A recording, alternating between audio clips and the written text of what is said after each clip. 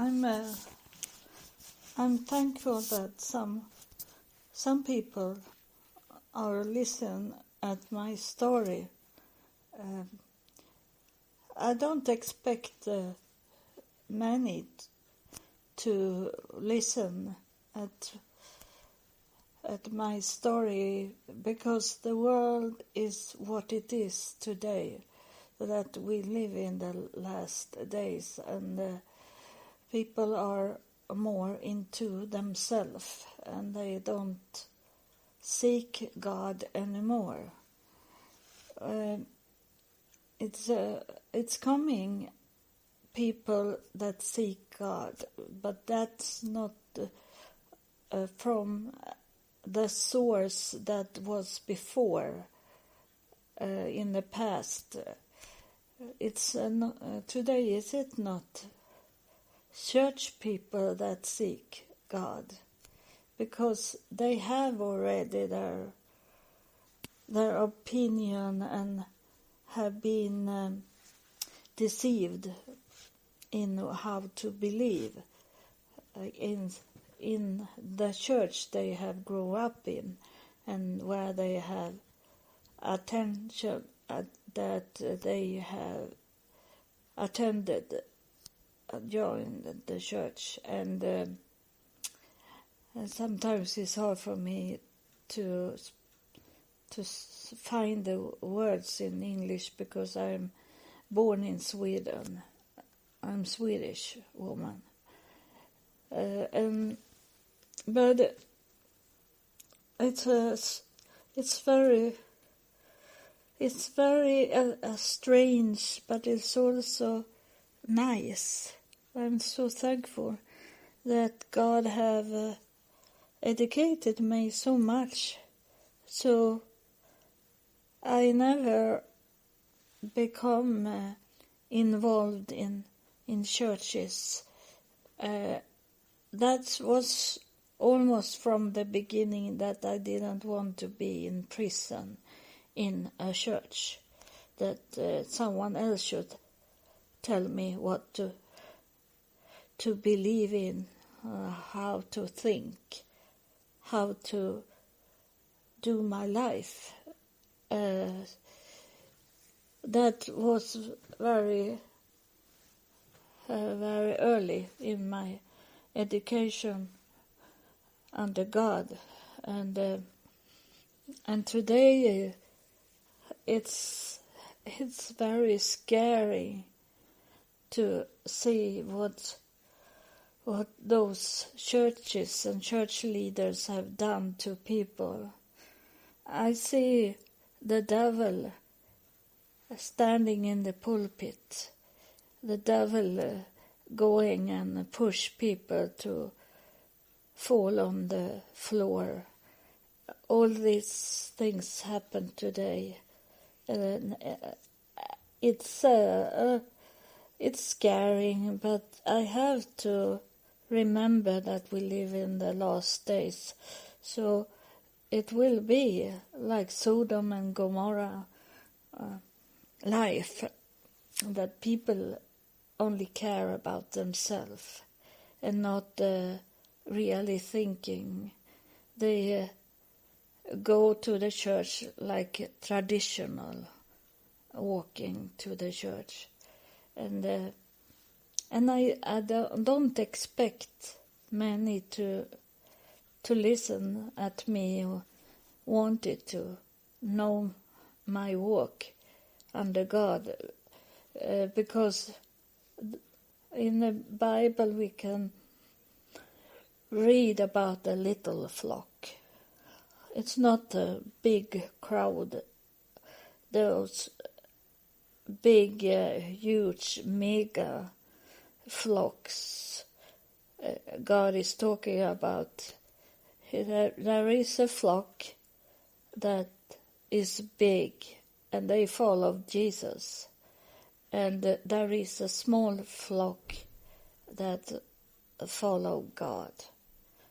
And I'm not talking about like the Jewish people, for example, or other religion where they only read books and what the old people have told them to tell them, traditional religions.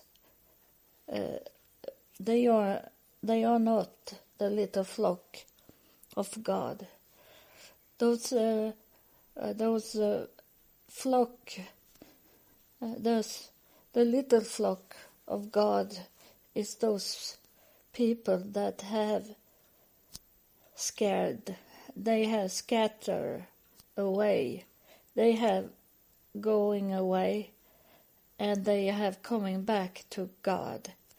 They were, when we come to earth, when we were born, we were placed on earth by God, and that's the reason was that we should go. We forget what we were before we were born. That a veil is hiding where we come from. But the meaning of our birth here on earth is to find our way back to God, to really want to come back to God. That's what it's like, a test we live in.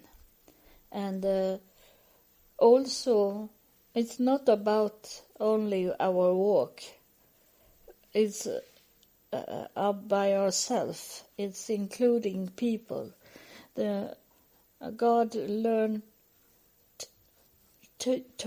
taught me before He come and talked to me, but He have talked to me many times in my life without using any words.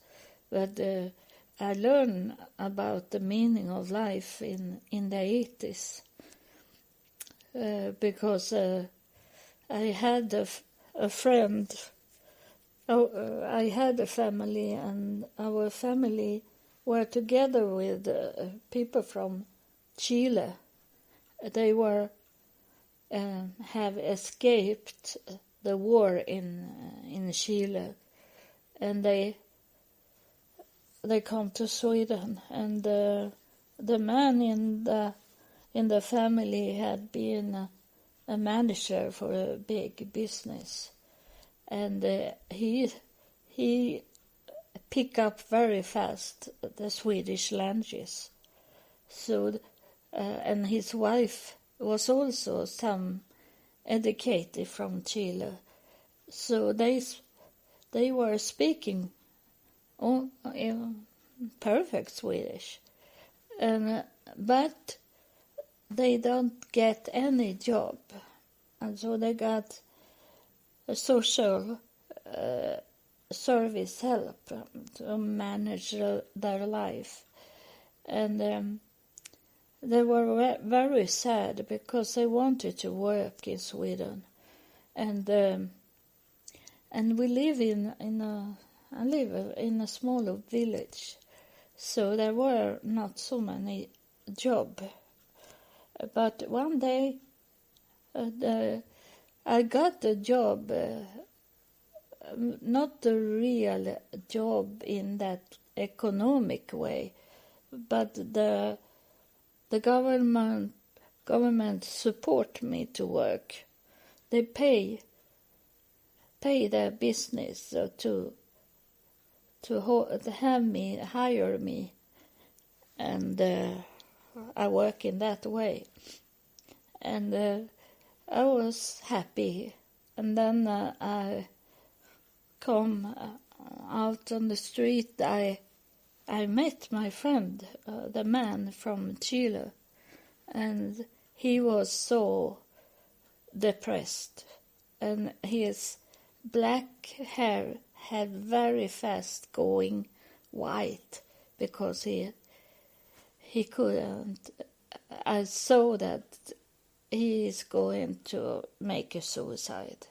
he's gonna not live much longer. That a feeling I had when I saw him. And so I walk back to the office where they say that they are going to help me to get a job. And I say to the person in the office, I say, don't hire me. I have a friend that speaks perfect Swedish, and he have been a manager, financial manager for a big company in Chile, and he have not got any job. And I want him to get my job. I say to them, let him have my job. And so they did. He took my place, and we didn't know where he should work, but it was perfect for him because he got a job as a financial manager for a Catholic church in our biggest city, neighbor city. And I understood in that moment. He told me that he have got a job and was very happy. That moment I understood what the meaning of life was, that we should help each other here on earth. We should help each other. There is many things we can help each other. It's not only financial. It's a part of life, but it's not everything, the money. Even if people think it's the most important. No, the most important is to have joy in your life. You can be poor and have joy in your life anyway. So that's not the big issue. To help each other, it can be to give information that make life easier for a person. They don't need to have to invent the wheel once again, over and over. That you give information for that person, what you have experienced in that area, and you tell and you show this person how to do it. That's the meaning of life. It doesn't cost anything. You don't have to give money. It's only information many times that you tell them. The best, when I was homeless in the United States, the best help I got, it was from the homeless people, because they could come to me on the street and telling me that that church, they have a dinner today, so you can go and eat there for free, and that church have clothes that they give away, like that. They help me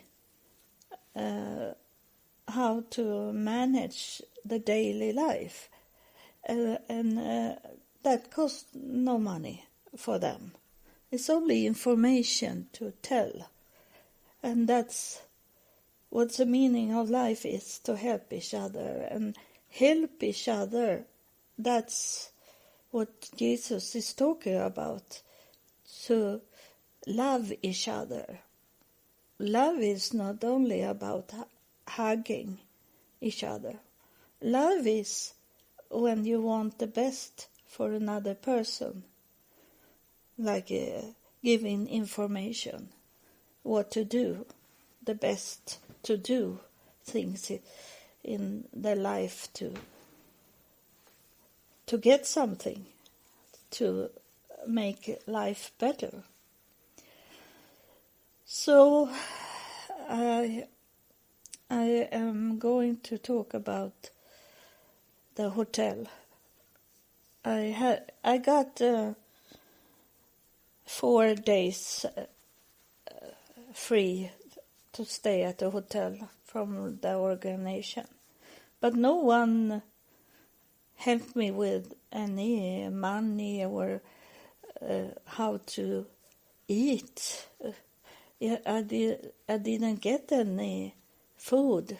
I get this continental breakfast. It was donuts and coffee in the morning, and that I couldn't live on the whole days.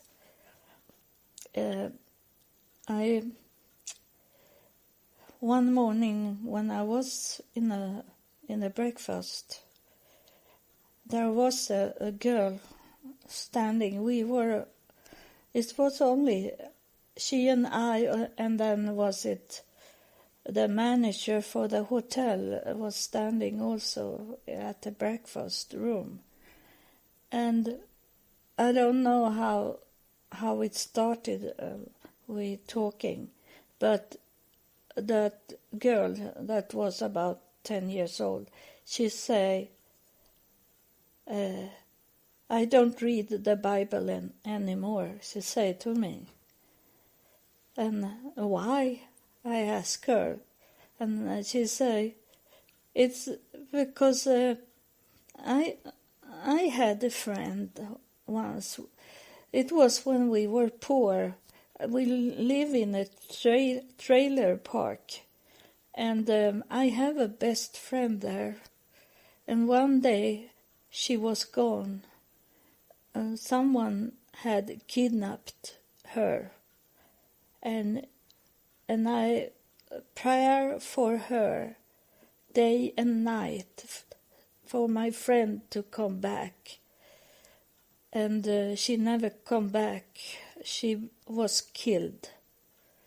And after that, I never read my Bible again. I never go to the church again. She said, and I say to her that that's very sad, because that was not the meaning from God.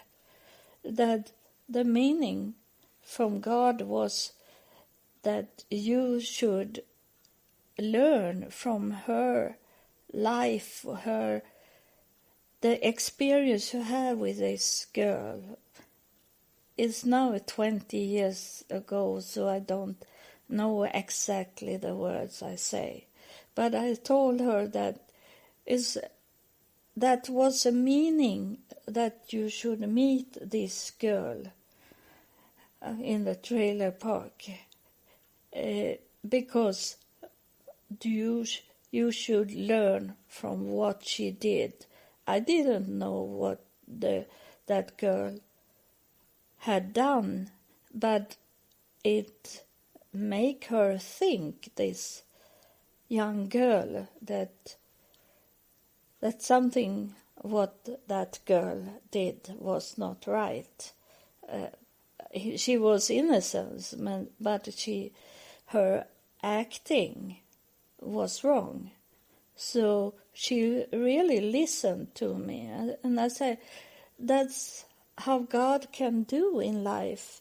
They can place people in your life that you should learn from, and there can be like there is a man walking on the street, and that's the man you should marry when you grow up. But that the man is walking 10 minutes before you in the street, and you never meet him. But this girl, you met her, and sadly she was killed. But that was for you. It was not about that girl. It was about you to understand, to not do what she did. So the girl looked at me, and her eyes and her face was shining. And she said, thank you very much. Now I'm going home and open my Bible again, she said. Sometimes I don't know what kick in on people, but God knows what I should say to that person. It's not about me. I am only a tool for God to talk to people. And that was a moment, and that's special also that he make me be alone with that girl. No one disturbing us. That's a way God is doing, that I be alone with that person. And then it was a swimming pool, and they invite me, young people, because I was 49 years old, but they in United States sometimes they say that I was in my 20s. So young did they thought I looked like. So I was never be treated like I was soon 50 years old. I was always with the young people. And I was in swimming pool, and there was a couple there, and we started to talk about this with God, talking about that why does God kill a baby, an innocent baby? Why do he kill? That was the question. And then the couple said to me that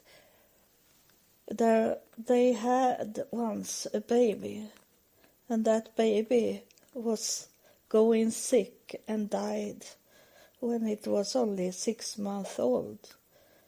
And that woman, she was very, very angry. And she say they have 3 kids in the hotel room. So sometimes they went up to the room to see that they were sleeping, and she come back from looking after the kids, and I was thinking, God, I asked God with that girl that was 10 years old, and I ask now, God, what I'm going to answer them, because they want a question. They want the answer. They need an answer from me. I felt it, that they were waiting for answer. And God gave me an answer to tell them, and and I say to them that God sometimes give us babies, and they die, and they are. But we must go on with our life. We can't go and be bitter and angry and crying our whole life, because life must go on. But we should not forget that babies that die. Instead, we should do something to help other people that maybe have a baby that have the same sickness as yours.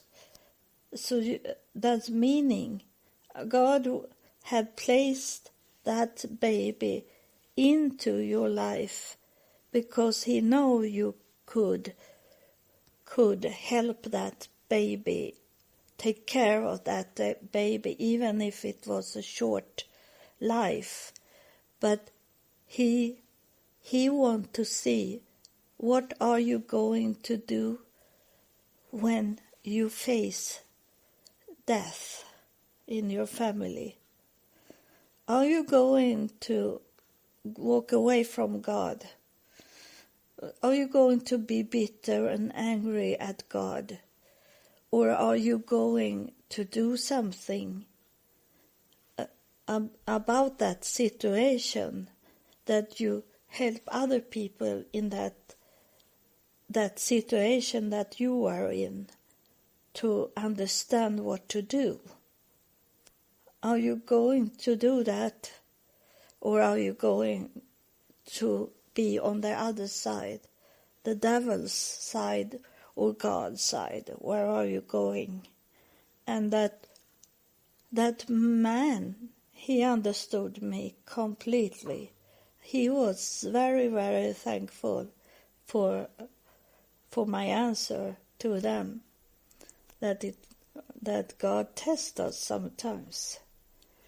And but I couldn't reach the mother, and I say to her, you should, when you go up into that room and see your 3 children sleeping there in their bed, you should be thankful for God that you have got 3 healthy, living kids in your life.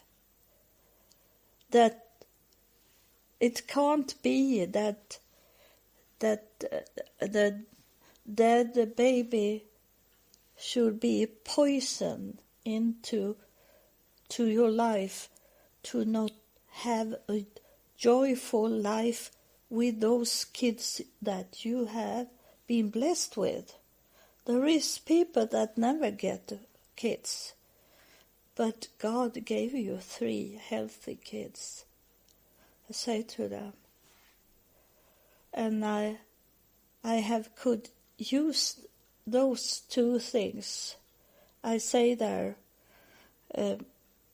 sometimes in my life as a preacher, to tell people the same thing, but in maybe other problems. But it's what God never kill. He never kill. That he say that to us when he make the flood coming over our planet and kill people. He say that he was sorry for that, and he didn't want to do it again. So that's but he can give people that is disabled or sick in a body or mental sick and these things to test us, to see what we are doing. He have angels that he sent down here to us to test us.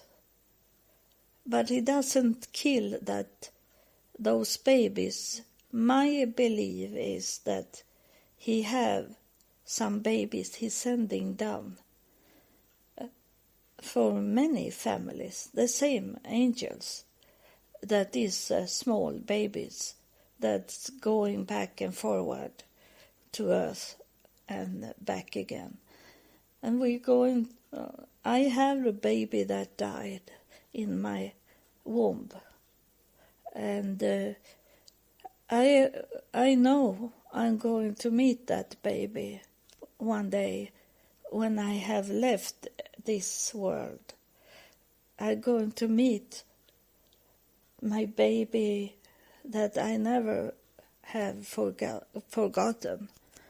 That one day we are going to sit together and speak, and this baby that maybe have another age, but that angel, that person are going to say to me, I once was in your home.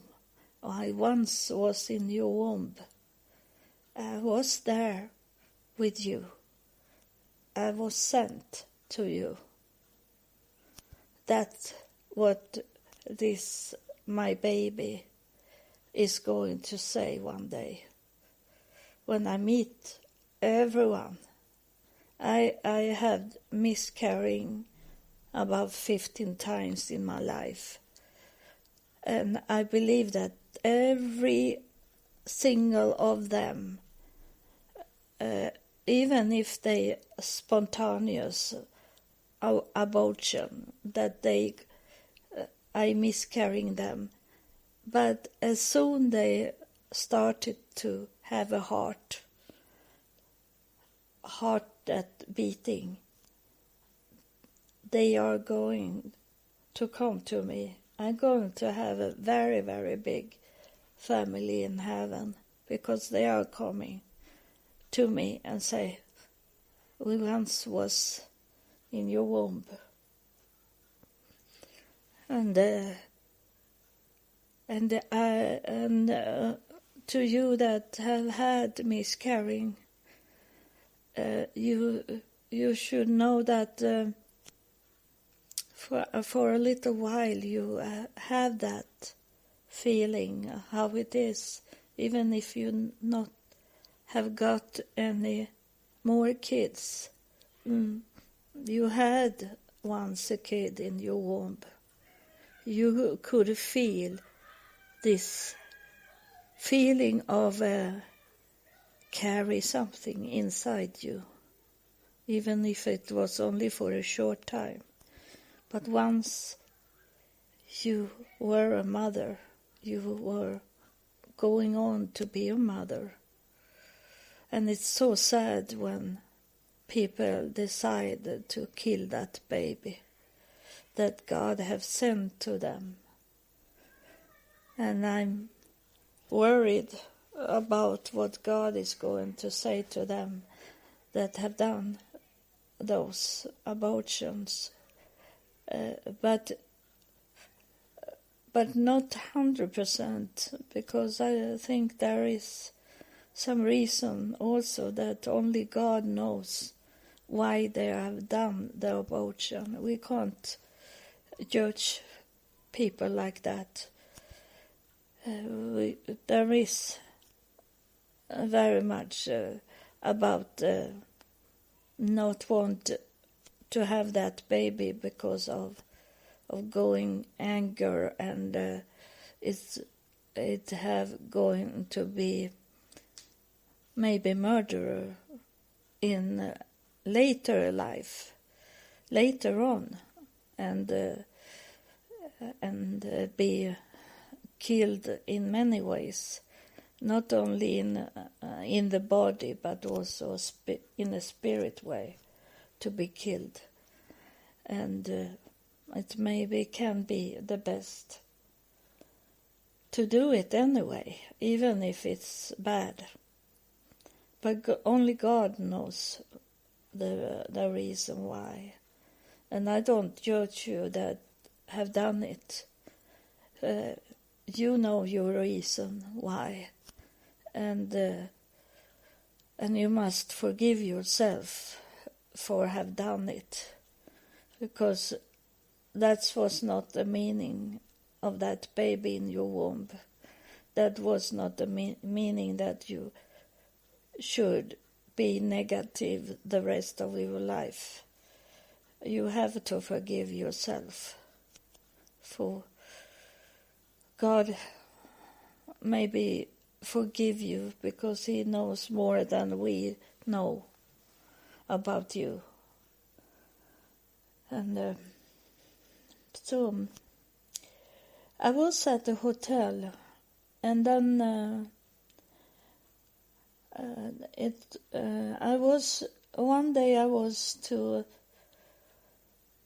a pizzeria, and I have only some few dollar left, and it was cheap. It was a lunch pizza, and I was thinking I'm going to take my last dollar to eat pizza, and then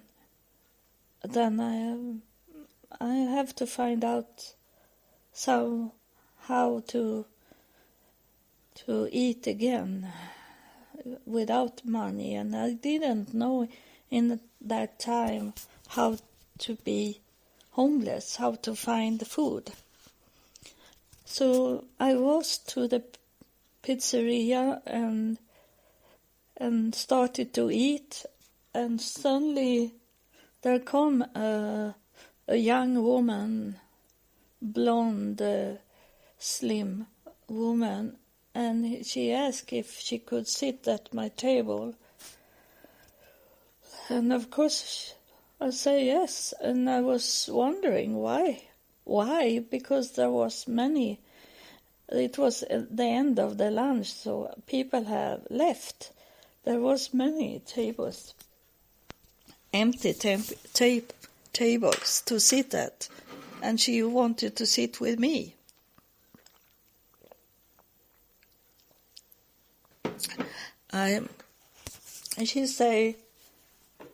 She explained it that she wanted to look out on her car. She have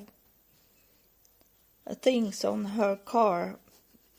She had been to a flea market, garden sale, and she has things there. She didn't want someone to steal it. But I was thinking that there is more tables than mine that is at the window to look out. So that was a bad excuse. And then she's talking about a white horse, and she said to me that she come far away, and she looked exactly the same as this angel at the airport in Seattle. Same sort of woman. And I know today that these angels, they don't need to have wings. She was an angel. And suddenly I like fall to sleep. And when I wake up again, that woman was gone. And I had finished my eating, so I should go and pay the bill. And that woman in the cashier, that she was very surprised, and she looked at me and say, "But you know that woman that was sitting with you." So she saw the angel. She saw her, and she said that woman that sit with you, your friend, she paid for you, she said. And I didn't see her eating either. But God have sent her to pay for the pizza. So I still had my money in my pocket, and then it was end of my staying, my last night, and I was worried. I didn't know where should I go and what to do, because it was only a small city, Franklin. I couldn't do anything there to help me, and I was worried, but I fall to sleep, and then in the night it come a big light up in the ceiling, almost like up in the ceiling, and I was so surprised, so I sit up in the bed, and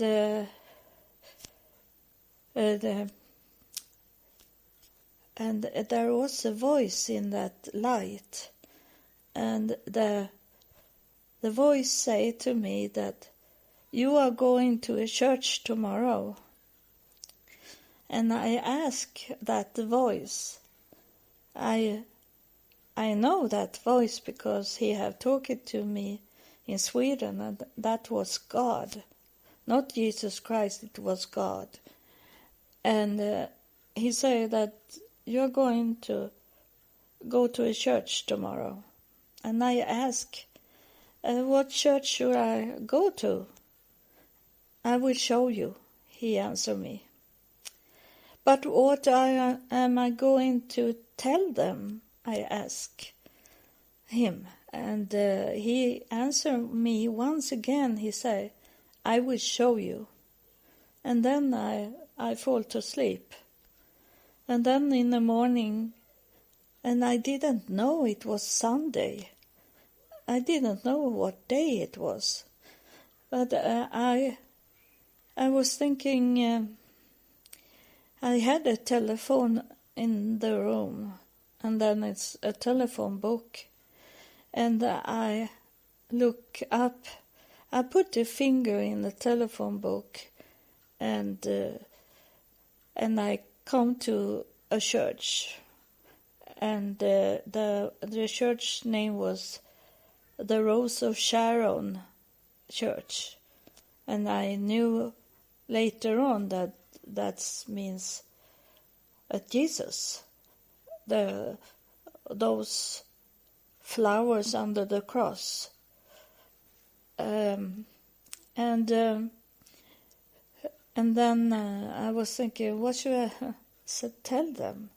And then when I look in the drawer under the telephone book, there was a Gideon Bible. Those Bibles, they lay all over the world at the hotel room. So I took that Bible and put a finger in it, and it come to Psalm 86. And Psalm 86 is my psalm, and it was perfect describing my life. And I called the church, and it was the bishop that answered the telephone, and he say, "Oh, I say to him that God have talked to me in the night," and he said, "No one, God is not talking to anyone," he said to me, and laugh, and then suddenly, and then he say also, the bishop, "Why should God tell you to come to my church? We are only about 15 people. We are only a small church. Why should God tell you to come to my church?" But that I heard God talking through me, and he was very angry. It was not me talking. I heard a voice talking to the bishop, but but I also say to the bishop that it doesn't matter. I didn't know what I was saying because I was in the spirit, and I say that it doesn't matter what size of that church. What's matter is the action inside the church, the mindset in the church. It doesn't matter if it is 200 people in the church. If they don't help you, if they don't hear you, that doesn't matter. And it can be like this church, 15 people, and they hear you, and they help you. So it doesn't matter about the size of the church. It's about what they are doing when you ask for help. And so he said to me that he is going to send me a car. So he sent me a car, and I come to that church, and it was out in the forest, and all those people in that church was so dark, black. They were real black, the darkest you can be. And I was walking in that church. It was a little church, real little church. And I looked so white. I was so white. I felt like that. And they showed me to the bishop office, and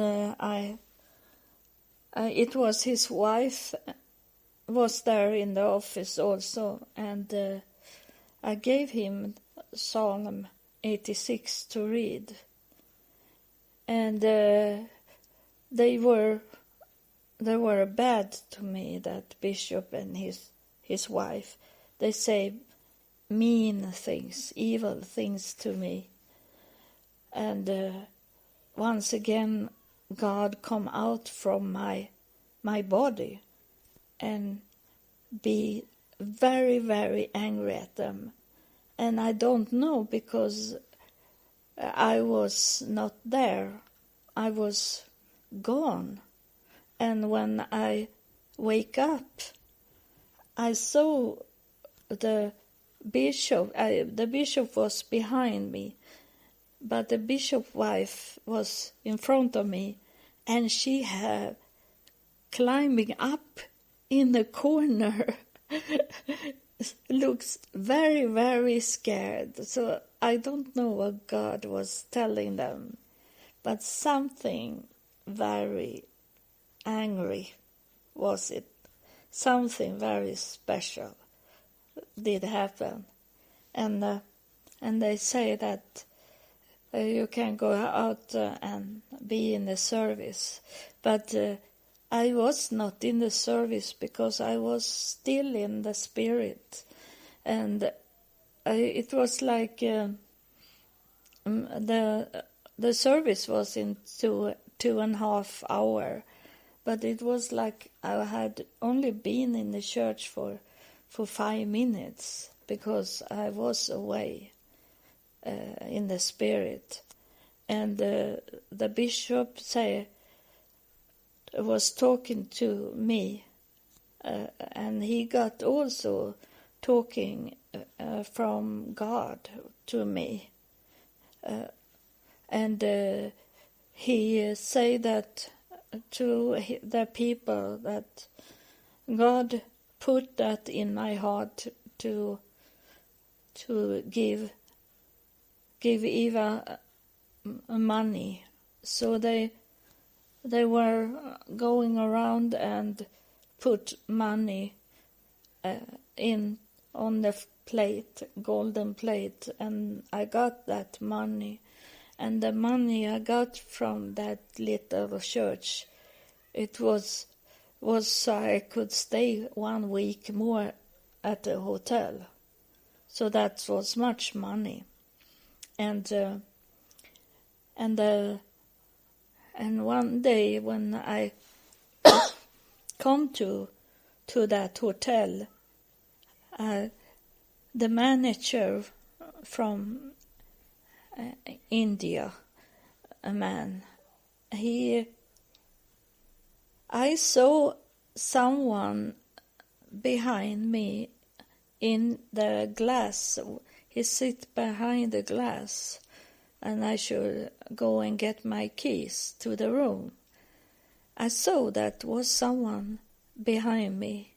That was not a person, it was a spirit behind me. And the man, when he gave me the keys, he said, You are a woman of God, he said to me. You are a good woman of God, he said.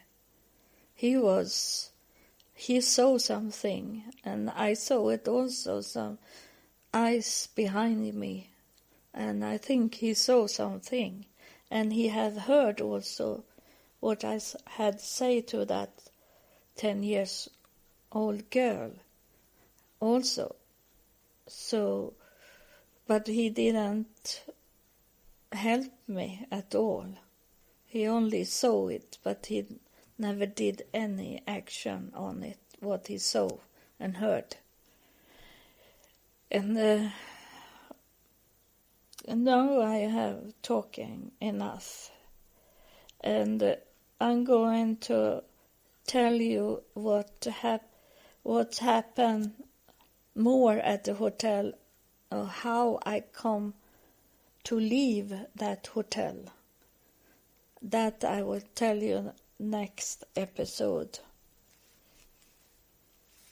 Thank you for listening.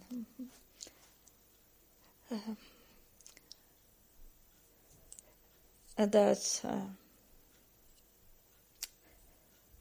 I thought that I should not get a visit, but there is someone coming forward here now. I was not thinking that it should be something. I didn't felt it, but someone has started to come. And that's a woman this time. It's a woman. And she looked like Jesus' mother, Mary. She looked like her because she had been before visiting me, and in videos I have, she come forward. And I don't know what she's going to do. Mary, she's looking around on my floor. You always look at the floor.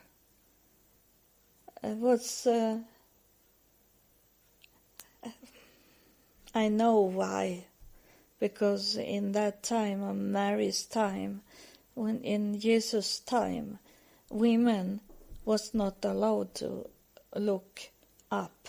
They always look down on the ground, because that was their culture and tradition, that women should not speak to anyone. They have to ask their husband to get permission to talk to their own husband. And if they have sons, they have to ask permission to talk to their son. So when they were out, walking out,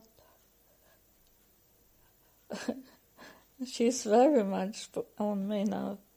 When they were out, they have to look down on the street and never lift up their eyes. That's it, she say. You tell them about my life. Yeah, Mary.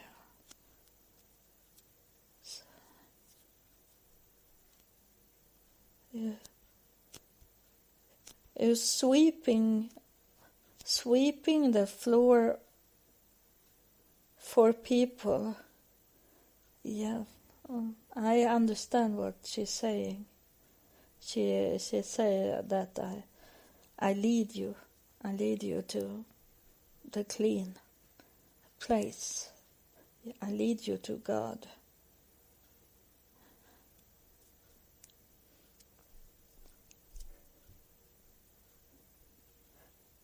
And she take a finger now and say this, don't do it like that. She do that finger thing. And she said, you, I'm sorry, this is not me talking. Is she I translate what she interprets, what she's saying. And she said, you don't listen at men. You listen at this woman.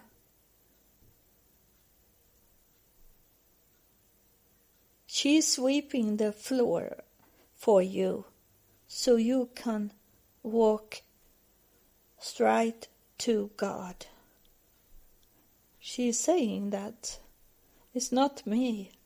I only interpret what she is saying to me. I am old. She's saying this thing. I am old. Are you off old or are you old? Or be more clear what you're saying to them. I'm off old, she say. That means from the old time. In Jesus' time, that's the old time. I mentioned this.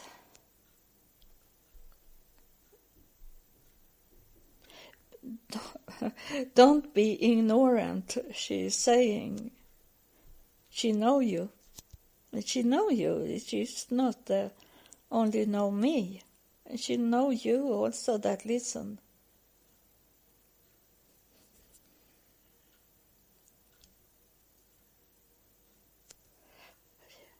There's a warning. It's always a warning when it's prophetic. And she said that it's flying away from you. If you are ignorance, it's flying away from you all the blessings that you laugh at me, and you know the blemish about the spirit things. That's you can laugh about Jesus, but you can't laugh about the Holy Spirit, and it's the Holy Spirit just now, and she's coming like a Holy Spirit from heaven. It's a Holy Spirit that is coming, and allowed from God to come down and talk. So that's what she's saying. That's why she come forward, because it's important for you to know that this is not a joke. That's not a theater or a lie or that I'm playing, that she is here. That's what she's talking about. So that ignorance make you lose all your blessings. Even those that you have already gotten is going away, she said. It is going to be swept in that way also. Swept if you are take it serious. It's going to sweep to God, to a clean path to God. But it's also, if you don't if you are ignorant, those blessings that you had in your life, there is no more. She said that, those words. There is no more, she said. Some is not saying in a real modern way.